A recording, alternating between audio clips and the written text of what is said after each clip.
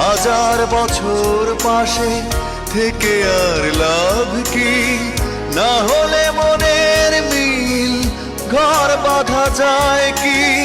পড়ে আছে দুটি মন দুই মোহনায় বন্ধু,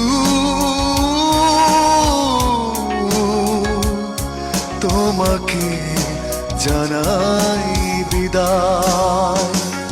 যেতে চাইলে